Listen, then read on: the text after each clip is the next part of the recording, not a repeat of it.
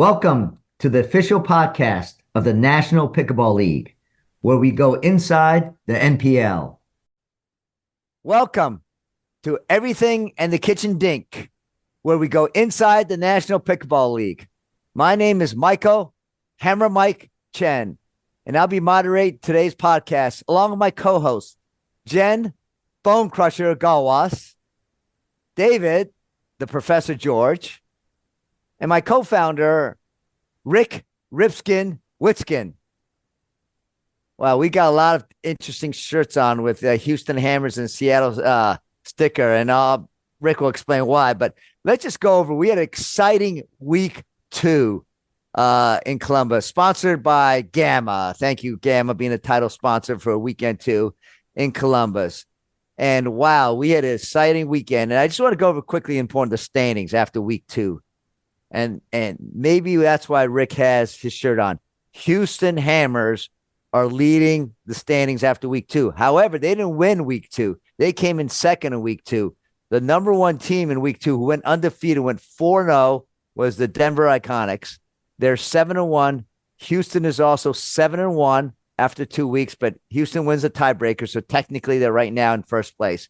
The other 3 teams that went 3-1 this weekend was Seattle, United Pickleball, the Boca Picklers, and Coachella Valley Scorpions. So those 3 teams went 3-1. They were 3-1 in week 1 as well. So they are all 6-2. And there was one other team that's after 2 weeks has a winning record. That's Columbus Hotshots. They're 5-3. They were 4-0 and was the winning team in weekend 1. But they went 1-3 in weekend 2, so they're 5-3. And so I got to say by first of all saying, I was wrong. I predicted Columbus to win weekend 2 and may go back to back. So I was wrong. Went 1-3. But my co-hosts, David, Jen, and Rick, had picked some teams that didn't do as well this week. So I'd like you all to fess up who you picked for weekend 2 and how they did not live up to your expectations. Who wants to go first in admitting that they were wrong? Best way to go silent is trying to get us to admit we're wrong. I mean, it's not surprising that you were wrong, but it's kind of shocking that, Rick and I would be wrong. And I wasn't. All right. I picked Denver from the very beginning. Oh, listen, you can check the tape because we talked about Rick helping to draft that team. And then we kind of debated whether we should talk about all the behind the scenes drama and trades. We remember that. You can check the tape. Like, they're so solid. I mean, I don't want to go on and on because we'll talk about Denver later, but check the tape because we had that conversation. We'll check the tape. So you said you picked Denver. You also said Houston Hammers was going to go down big in weekend 2. Did that come to fruition? Okay, that's not true. All right. I'm getting a little sick of, like, every time I walk by Houston getting booed. Right? Literally. I didn't say they're bad. I just said they're overrated. Right? I picked them 4th or 5th. Now I have them 6th best, but they're not bad. And they're such quality human beings. They're just not that. Oh, he's backpedaling. Jen, okay, let's go to you. Who did you pick and how did they do? Well, I picked Austin, and then you told me I couldn't pick my own team. Wait, so you picked Austin and they didn't have. So I picked Denver. Oh, all these people who picked Denver now. Oh my goodness! Now it's like we got to go to the tape and see who you guys really picked. No kidding. We took Seattle. We went to a tiebreaker with Seattle, and we had a tiebreaker with OKC. Unfortunately, we did not win those tiebreakers. Otherwise, we would be 3-1. So, you know what they say about if. I don't want to say anything inappropriate on the podcast. Something about uncles and aunties. That uncle. Yeah, exactly. Have you guys even won a match yet? Yeah, I mean, you have one of the best teams on paper. My old team. You have Weinbach, you have Sperling, Hostetler, 3 legit like Pod 1 male players. You have Cargis, Bernard, and someone named Gallwas, like legit like Pod 1, type women. I mean, how many wins do you have? We have 1 win, but we were in 3 tiebreakers. So, it's anyone's game.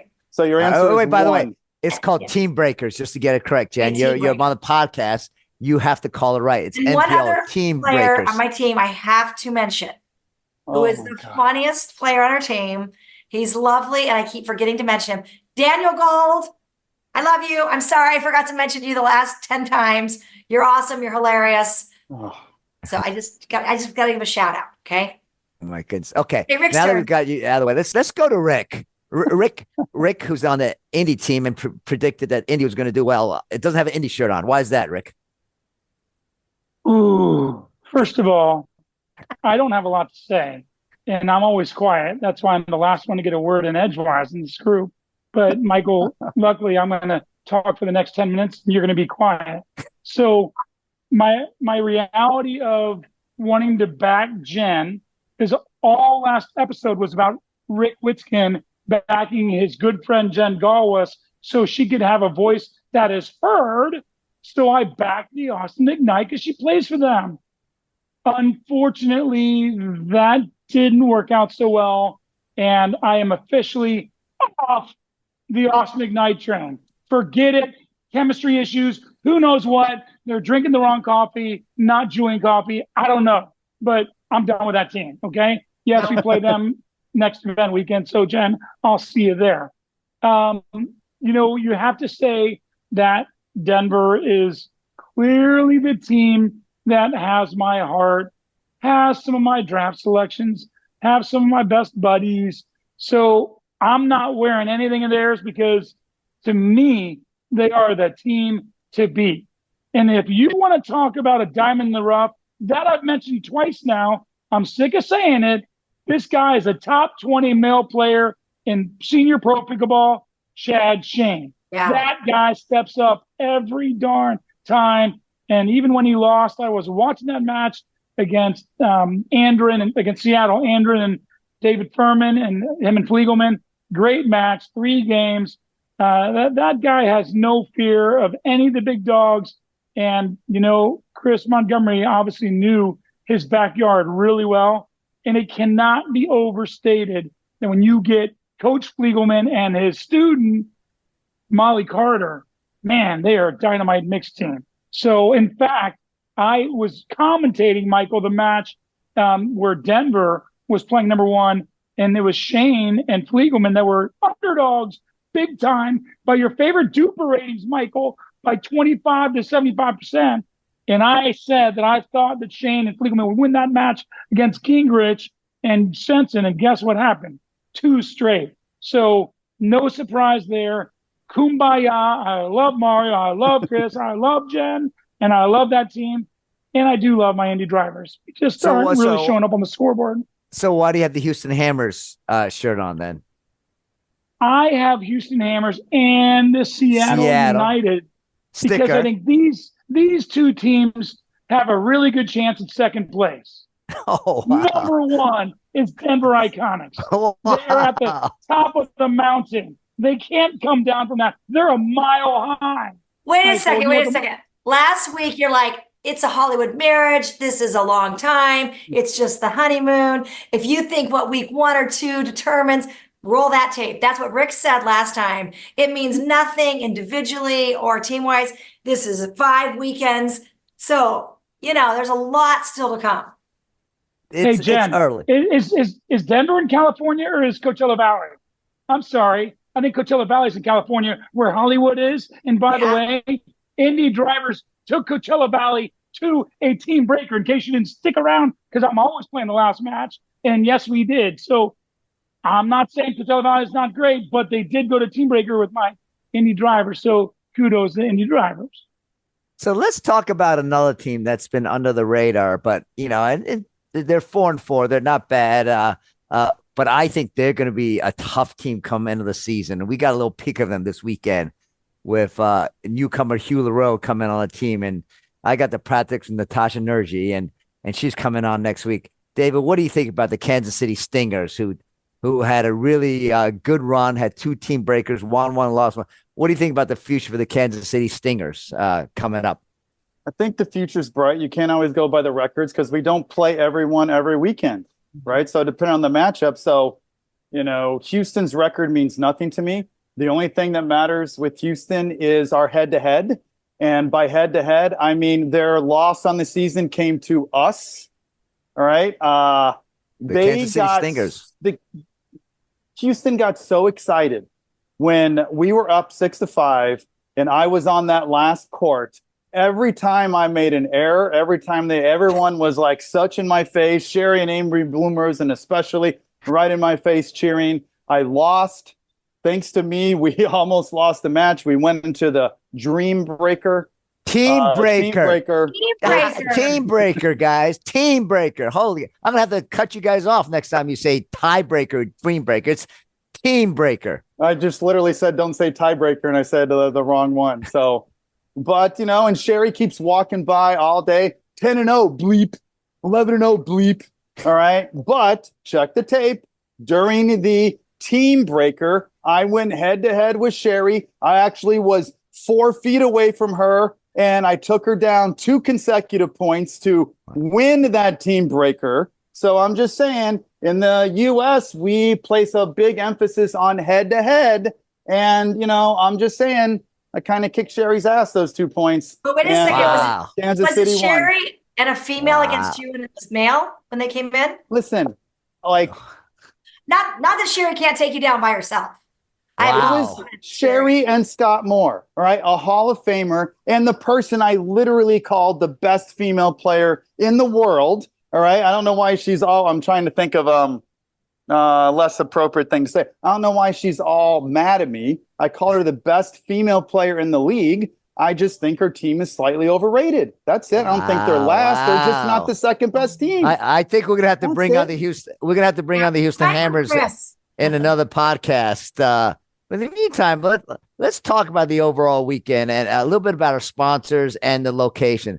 Paddle Taps. Was that not a great location? Did we not have an outstanding leader of that location, Billy Taylor? And I thought they did an outstanding job the whole weekend with the courts, with the food, with just the concierge service. Steve, all those guys. Kudos to Paddle Taps and the whole Columbus location. What do you guys think about the location? The food was really, really good too. And I got a ton of compliments for that. Obviously, there's so many spaces for our administrative folks, for our players' lounge and stretch areas. And honestly, we even had enough parking, even though some bozo was going to try and charge for some obscure space that nobody wanted to be in. But we had great parking, great facility. And by the way, I want to give a shout out to Amy Yarbrough, who was our commentator. Yeah. She did an awesome job on the sidelines. And shout out to those refs, because we had plenty of refs. They did a great job. We got the cream of the crop. So I honestly shout out to the whole NPL team for making weekend 2 even better than weekend 1.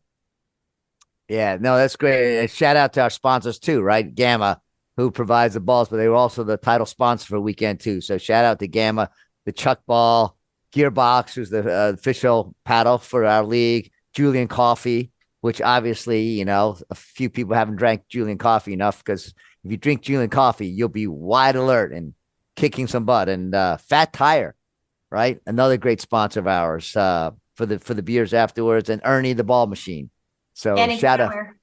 Yeah, exactly. Incredible as well. So here's a question I have, maybe for Rick or Michael, or I guess Jen. What do we think of Seattle and Coachella? We haven't really mentioned them much. They had 3-1 weekends. We played both of them. We lost 7-5, 7-6 in a team breaker. So what do we think to them? Are they legit contenders with Columbus and Denver? I think they are. I will tell you one thing. I've always been on the Coachella Valley bandwagon, by the way. I've said Coachella Valley and Columbus were the top 2 teams. I also said Boca. And by the way, Boca, we haven't said a lot about, is 6-2 as well. So we got 3 6-2 teams: Seattle, Coachella Valley, and Boca. I think those 3 plus Houston and Denver will be the top 5 teams, with a little surprise with Kansas City, coming up a little bit. And who knows? There might be another surprise in the back half of the pack. But those are all top teams. I would say Dane Gingrich is going to lead that team to great heights. They also have Pete Aldridge there, he's a tough player as well. So they've got a lot of talent on that team.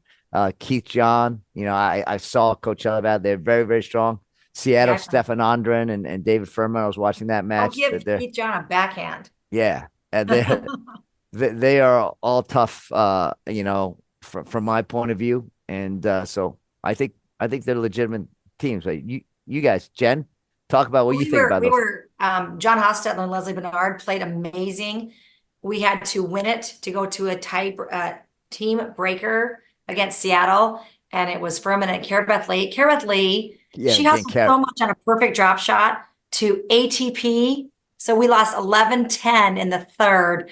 All four of them played amazing. It was such a good match. So we did not go to a team breaker because that Cara Beth I've never watched her play. She's excellent. She's I think she's becoming one of the best female players in the game right now. And she just worked so hard. She was right up there. I mean, if she would have been hustling so much, we would have won. So it was that one, I mean, 1 point.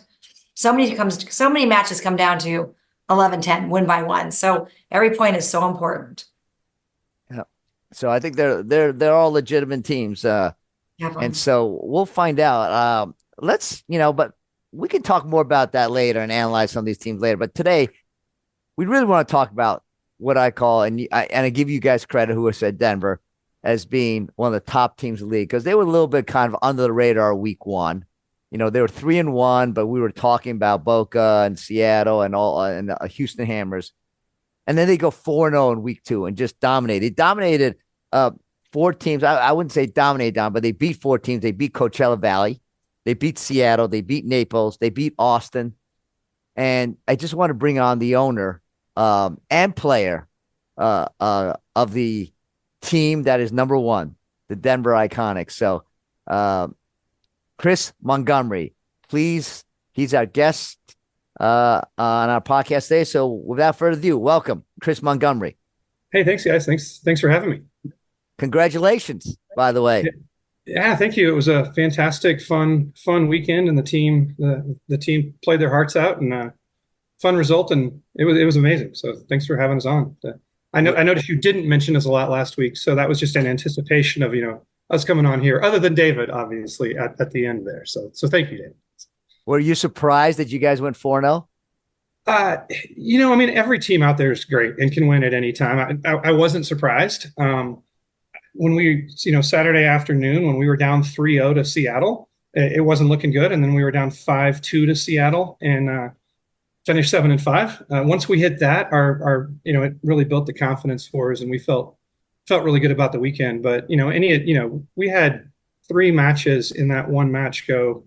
Third game, 11-10, two win against us, 1 win our way. And that's a total of 1 point that settled 3 matches. So that's senior pro pickleball with NPL win by 1. You could have just as easily gone 2-2 or 4-0, but the team battled. So no, I mean, I'm never surprised when our team wins, but you can't expect to go undefeated each time either. So. I want to talk first about you have a couple of celebrities on your team. One is Danny Werfel, Heisman Trophy winner, right? Yeah. Unbelievable that he's playing in our league, and kudos to him. I checked his record. I think he went like 7-1 this past weekend. 7-1 both weeks. Wow. So he's 14-2. You're saying? Wow. The first week his only loss was with me, so I was feeling pretty bad. I needed to lose with somebody else at some point. So he did that, which was great. But yeah, he's 14 and he won with you this week, right? Yeah, I guess he was 5-1 the first time, so 12-2. He set out once, but right. But he won with you this week, right? So you feel good. You won with him. Yeah, I mean, I won with him last time too, but I was his only loss. Okay, God. So it's exciting to see him doing really well in that league. But another celebrity, I would say, is Scott Fliegelman. The 4-0 to Pro podcast, which has a lot of followers, and he's one of your leaders too. And you got 2 people now, celebrities, but leading the way. And any other leaders you want to talk about besides those 2? Yeah, well, let me talk first about those guys a little bit. I mean, having a celebrity is not always a good thing, right? Hey, the celebrity is going to be on your team. Great, you get eyeballs, but you get the prima donna, and someone's got to carry their bag for them. And that is just the complete opposite of Danny. I mean, that was as part of the scouting and the trades and all of that. He's just a fantastic guy, right? Leave aside the football or even the pickleball skills. I mean, he's just a good person, and that's really the theme for our team overall. But also just a good leader, right? We've all got our roles. You mentioned Fliegelman. Fliegelman is definitely our team captain. He was on the Iconics last year. He's on the Iconics this year. The leadership he provides is fantastic for us. Really, the coaching in particular. He helps me with the lineups. He does the coaching. And Danny's leadership is different. He's not setting the lineups with me, but he's got legitimate. When we're doing the cheers at the end and we're doing the 1 for all and the all for one, I think if I led that, it would sound a little cheesy. It's got to be authentic, right? And his leadership is authentic. So, talking about those 2 guys is fantastic. The other person who went 7-1 this weekend was Kelly Ojeda. So just shout out for her. She's our super senior. And she's rotated back and forth between playing pod 2 and pod 1, which is kind of hard to do. You come in and you're playing, the lead dog in pod 2, and then you're coming in and playing with Molly Carter, who's our lead player for pod 1. To bounce back and forth between those two is a real challenge. And so to go 7-1 when you're doing that, wow. it is really fantastic. And she was a top tennis player in her days too, as well, right? Kelly. Yeah, both college and was in some of the we had a lot of elite tennis players coming out on the Friday night trivia dinner, and Kelly was one of them. I mean, she's played legitimate pro tennis, was a lead player back at I think USC, and is somewhat newer to the elite pickleball team. I mean, she joined a lot later. She's in her early 60s, but she didn't really jump into the senior pro team until a few years ago. So in terms of a fast riser, she's been fast riser and really dominating in terms of the win-loss record out there. And she's a lefty too. So having the lefties gives you some interesting strategic things you can do with who you're playing. That's great. Hey, Chris, one thing I wanted to ask you is that this year it's such almost an inversion from how things ended up last year, right? You got Indy and Austin and OKC that are towards the bottom of the standings. And obviously you guys last year were kind of forecast to be really high, and you didn't have a great year last year. Whereas this year you're kind of, the top dog. And, while I certainly believed in you from the very beginning, I don't know if my other 3 co-hosts did, but I wanted to ask you, what's the difference? Obviously there's a lot of chemistry that's been built for this year, but what's the difference between this year and last year? Yeah, a couple things. I mean, one challenge for us last year is that one of our top draft picks was injured the entire year, and so we made the choice early on: do we save him for the championship, or do we replace him and try to build it? And great player, great and also a great guy, but we never had time to build that chemistry because he was gone and only got to play once with us. And it also shifted everybody else into different roles. When that was Dan Granot, right? Dan Granot. Yeah, he was Granot, great player, great guy, but just was coming back off a back injury. And by the time he came back, his on court was great, but we just didn't get the time with him, and it put us in a different place. This year, especially with some of the trades and things that have happened, we've ended up with 9 out of our 14 people either being in Colorado or Utah. Wow. And we're not playing home and away matches yet in the NPL. We're not as regionally based, but we've had a chance to do 2 practices now. We didn't get the entire team there, but you get a lot of that team there. Mostly it's been the guys practicing just because that's geographically how it's worked out. But it means that when we get to the team, the Friday practices, we can really focus on mixed practices, right? We've got a piece of it figured out. We know who's playing together. We also had, all the teams had it last year, but we had more players than space. So there was just a lot of subbing last year. It was pretty hard to build consistency. And now we've got it pretty well consistency. There's a few players that move around. I just mentioned Kelly jumping up from pod 1 and pod 2. Obviously the pod 3 players have to sub out quite a bit. But to me, it comes down to just the teamwork and consistency of the people. We've got, when we talked about who we've got earlier, I called out some people with some really good records, but a couple of our guys that I think the strength of our team is actually pod 2. They did not have a particularly good win-loss record, but that's okay. Coming off of a loss and then immediately jumping over to that same court or the next court and supporting the team and high-fiving and having that support, it's pretty easy in pickleball to have kind of an individual sport, right? You lose, you think about the shots you missed, you're a little down on yourself, and you go change your shoes and sit in the corner for an hour and get back out there in a regular tournament. Well, here, the team has just been fantastic about just getting out there and supporting each other. And yeah, it's a lot easier to say, hey, we love each other and we're all supporting each other when we go, whatever we've gone, right? If we go 7-1, it's harder to say that when you're, it's when if you're losing. But the reality is these guys are, we've talked a lot about that, supporting each other in the wins and the losses, and that part of it's been fantastic. That's not a knock on last year's team. We just didn't have the chance to bond that way and build that consistency. And it does help too. It helps when you've got, Fleegs and Molly that actually practice together. He was a coach originally and now they practice. The practice and the time together. We're doing a pro-am next month. Some of the guys are flying in, right? Some of the men, some of the women. Wow. we're getting twice as much time together as we got last year, and it makes a difference. That's All right, awesome. Chris, here's my question. It seems like you all get along, let's say hunky dory. All right, Danny seems great, down to earth. All right, but there has to be someone who's a bit of a prima donna. Feel free to like talk about that person. No one will hear. Is it Natalie Hill, who seems almost too nice to be true? Is it Short Shorts Johnston? Or someone like that. Like, all right, so just between us, who's the actual prima donna? So you want honest answer here? Yeah, honest. Just Rick Witsken. We traded him away, man. I mean, that's how it works. No, so good one. You really got me. Sorry, Rick. That was my fault. The funny you mentioned the thing. We've got about half the team with ridiculous nicknames at this point, right? We were out there literally yelling as a team, "Let's go Speedo!" And that was in response to obviously Scott Johnson after the Friday night dinner, right? Elsa out there. Let's talk about that for a second. I mean, let's talk about Scott Johnson for a second. I got to talk about Scott Johnson for a second. Last year he played for Boca in the end. Yep. He was my partner in the playoffs against you guys, Denver. We lost the first game in our match, okay? Yeah. And all of a sudden he sprains his ankle in a freak accident by stepping in a hole. And I thought we were going to forfeit that match. And he says, "Michael, can you help me here if I cover my side of the court?" I said, "You can't play. You have a sprained ankles." And he asked the physical trainer, "Well, can I injure more?" He said, "Nope, as long as I tolerate the pain." He goes, "Wrap me up. I want to play. I don't want to forfeit."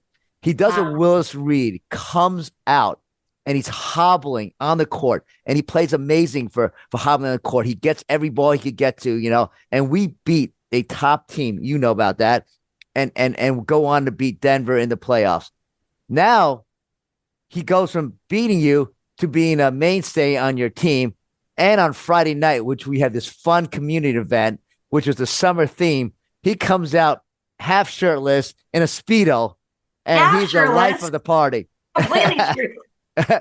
What do you think about a guy that just has this grit and can tolerate pain and play in a big situation, injured to win a match, and also has so much fun and entertainment on a Friday night? Is this the type of guy you want on your team? Certainly I want a guy like that on my team. I mean, Michael, you want to fixate about a guy in a Speedo.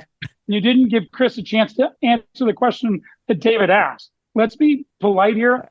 Chris, give an honest answer about what David's question was. Do you need to? I know you're a senior as well, Chris. So do you need to remind you about his question? Let him give him some credit for Scott, because I'm a Scott fan. So I think the question was about the prima donna part. So I'll get back to that. But you mentioned grit. I mean, I think enough talk about the Speedos already. But one of the interesting things about our team is we have very few tennis players on our team, and we have some elite ones, right? I mean, Kelly was amazing. A bunch of guys played tennis. But more than half of our team played other sports in college. We got multiple soccer players. Scott Johnston was a cyclist. Raina and Mario were soccer players. Shelly was a college basketball player. Cheryl was a college softball player. I was high school basketball player, so no college in that one. But Danny obviously was pretty decent at football back in the day, right? We've got, but there's a grit and a style to that. But a lot of that is we got a ton of people that have played team sports. Right? Like team sports is their thing, and this is their chance to get back to it. That's a little bit intentional on my part on the drafting side. I really value that. There's a different element to it than when you're out there by yourself playing individual sports. If you're more golf or just certain styles of tennis, maybe not college so much, but the teamwork part of that is a big piece of it. But the grit part of it is a huge piece of it as well, right? I mean, just getting out there and battling it. And an honest answer is there's not anybody who's a prima donna on our team, right? I've had, we've got, Janie McKenna, who's been a ton of experience coaching, a lot more experience setting lineups than I've done. She sat down with me and talked this weekend about where to play, and she's like, I'll play wherever you want me to. But it wasn't just in a humility thing; it was in a strategic way. Like, I'll play where you want me to. She's a setup person, right? She's not very aggressive, so she should be with somebody who's more aggressive.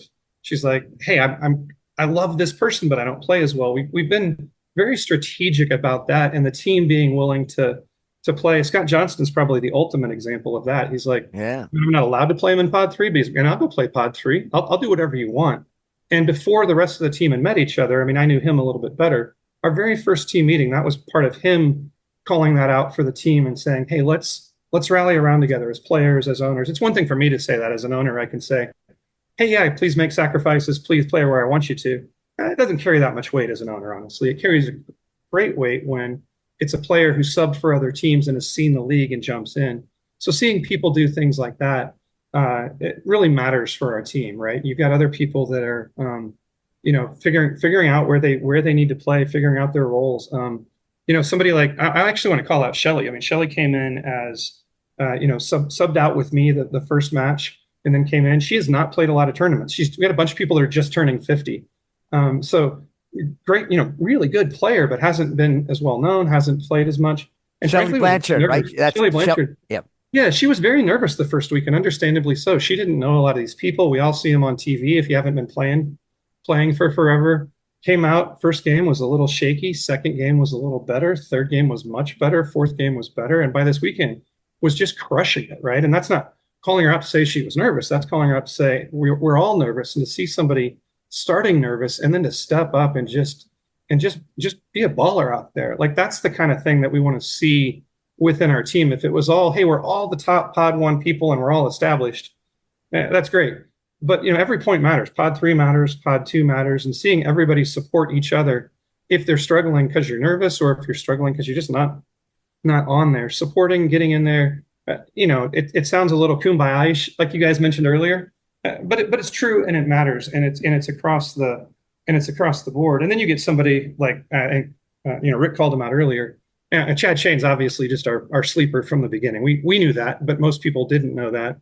Yesterday on the court, he's rolling out there against Weinbach, and he's literally introducing himself, right? Dave comes up and introduces himself to Chad. I'm just pretty, Dave's introduced himself to me 15 times over the last 10 years, right? I mean, we're buddies now, but over the years, I'd see him once a year, right? But he's like, I don't know who this guy is. And by the end, he was calling him nicknames, right? He's like, hey, where's rugby? Like, it's right.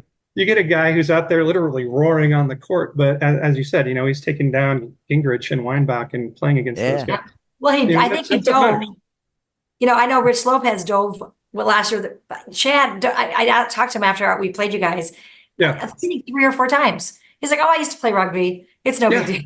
No, it's exactly. If you're volleyball and rugby players, even some of the racquetball players, we're diving out there. It's a thing. So, the one thing that was a little mysterious about this weekend is when a certain player for Austin joined our team dinner and came and started handing us plates of salmon.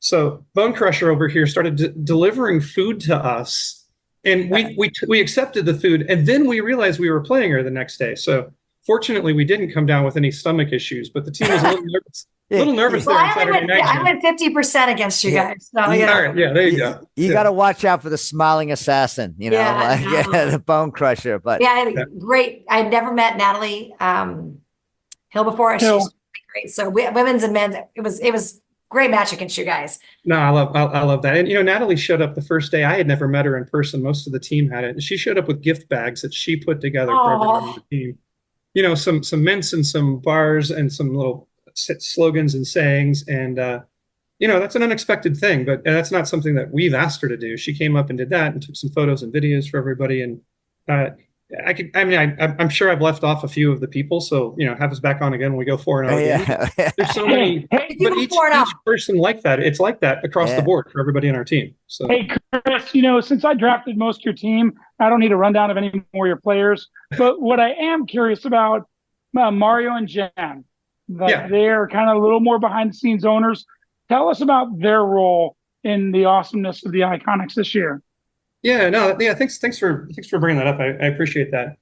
I actually didn't know Mario and Jen that particularly well before we decided to buy the team together. Mario, they had a place up in Steamboat, and Mario and I started becoming drilling buddies. And when I told them we were looking to buy the team, they jumped on, and last year Jen was a little bit more behind the scenes, but I think the starting point for Mario is just he's probably the nicest guy you'll ever meet, right? Was competitive. He's Canadian and Italian and all sorts of things, and was a soccer player, but just the nicest guy, and that's really what stood out. Because as much as everybody's nice, my competitiveness will get the advantage of me sometimes. I'll admit. I'm sure some of you can probably admit to similar things too. I have never seen that with Mario, right? And that's a real thing. just being able to be that just inherently kind is a really important thing. But it's also a lot of work to be an owner and player. So last year we were both, we both did full-time owner players, and it was too much. So this year I'm doing owner player sort of part-time, and he's our super sub. So he's an owner and he's on the team. He's also in charge of all of our sponsorship and a lot of the logistics. Wow. And then Jen is just behind the scenes anchoring for us. She wasn't able to be there this week, but she's hosted all of our practice sessions. She's helping out with the pro-am. And importantly for me too, I mean, one of the things about this sport, unlike really any other sport I can think of, is it truly is mixed doubles. I mean, mixed doubles is really the defining thing that separates this sport. We rolled in, this isn't even a Jen thing, but we rolled into the first weekend and set the draft of the lineups, and Fliegelman and I set them. And we realized we hadn't actually sat down and talked to as many of the women as we needed to. And so that was part of the feedback we got from the team. Let's make sure we get their feedback, because I don't, who's playing well with each other. We didn't know them as well. And Jen's done a really nice job of having some team meetings with just the ladies, right? Making sure we're getting the feedback. And it's not specifically a gender thing so much as it is just making sure that everyone's heard, right? Making sure that their voices are heard. It's part of the team. And Jen's really spectacularly good at that. Just making sure that, that person, hey, we all seem off someday. If somebody seems off, she can check in with them and figure that out in a gracious way. So that's what's so important, right? That's 50% men, 50% women. The women's match, the men's match, and mixed doubles match all count equally. This is the only sport that I think that treat men and women 100% equally. Prize money, appearance fees, everything. And it's just as important to win the women's match as the men's match, as the mixed match. And so kudos to you, Chris, and Mario and Jen for doing such a great job. And you were one of the original team owners. So my last question before we finish up this podcast. Oh my God, Mike, come on. Like, you're just so nice. And like, Chris is so nice. Like, come on. Like, I mean, I'm not ready to lose my mind here. Everyone's so nice. Like, let me ask Chris a question. Sorry to interrupt. But okay, go ahead. Ask him one more question. Bring it on, Dave. Go ahead. I was on the Denver bandwagon, but you're all too nice. No one wants to root for all the niceness. I give you so many chances to call anyone. You're just like, oh my God, we're so nice. Oh my God, even like behind the scenes, so nice. So, Chris, yes, sir. Who do you think is your biggest competition? All right. So maybe then Houston or Coachella or Seattle will boo you instead of booing me. All right. So who do you think is your biggest competition? Who do I think is our biggest competition? So, we haven't played all of the teams yet, but based on what I've seen and on the draft, at this point, I'd have to say Houston. Obviously, with the score, so overrated. There are one loss. I mean, I got to, score. For everybody else, I can just point scoreboard. Those guys took us down, right? I mean, two of their top players happens to have been on the Denver Iconics last year, so. Hopefully. Amy's gonna love this. David, you mentioned that we're all so nice. One of the things, probably our most joyful person is probably Molly, but she'll get out there and start dancing, and she'll dance so much it can piss some people off. So there we go. There's more than one way to get under some people's skin. Sometimes you can do that just by being nice too. You get somebody hitting a drive at you, and they smack you with the ball, and you dance back in their face. Sure, that's nice, but. I mean, we can bring it too. There's different ways. Well, so let me ask you this question then. So you were one of the first teams to join the NPL last year. Yeah. You've had an exciting year and a half. One of the original owners. You also have a full-time job doing something else. Are you excited about being part of NPL, being an owner, player, this whole excitement of all these new players? What is your overall assessment after a year and a half with the NPL? Do I need to lean forward so you can see the bags under my eyes? I mean, it's a lot. No, it's great. I mean, the NPL has been fantastic. Being both owner and player is a lot. So it's nice to only play a couple matches sometimes rather than 4 like some of last year. But, the excitement's building for all of us across this, having so many people out there. But one of the things I love the best and that I underestimated, I mean, the competition on court's fantastic and we knew it was going to be. I undervalued the social part of it. I could roll in not necessarily caring about a Friday night dinner so much. But that part's been fun. But even more than that has been when you go to the other tournaments and you roll in. I mean, we've all had blind dates. Rick may not have because he's always been at the top of this. But for the rest of us, you're like, oh, who am I playing mixed doubles with? I've never met them, and I'm in a different city, and feels like the junior high lunch table. You got to meet people, and all of that's gone. You roll in here, and these are your buddies. yeah, you want to crush them on the court, but then you're cheering for them, and then you're seeing them in other places. You're staying at their houses when you travel. I mean, that piece of it has been. I very much undervalued that when I first rolled into it, so that was a surprise to me. But the rest of it, it's also a lot of fun just seeing the top players in the world on center court going at each other. Yeah. There are no, you don't get so many great matches, right? So many playing great an early matches. match. They don't get an easy match. They don't get a bye and then an easy match and a chance to warm up anymore. It's probably hard for some of the top guys, right? Some of us that are Pod 3 players are like, hey, we're always walking in with a hard match.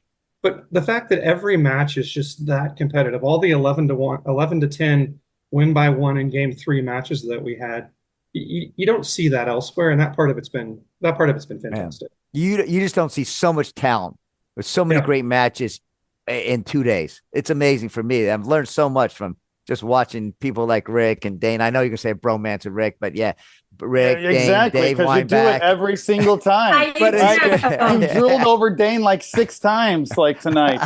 Yeah, I'm like, look, and Tommy Ho is another one I'm drooling over because he's a talent that's coming up. He's amazing as well. Like, and just seeing Weinbach there playing against Sperling, playing against Tommy Ho, seeing Stefan Andren, all these great players for me. I'm How about our great player on our podcast that took down Jaime today? Yeah, and Jaime, and of course, and he beat Dave.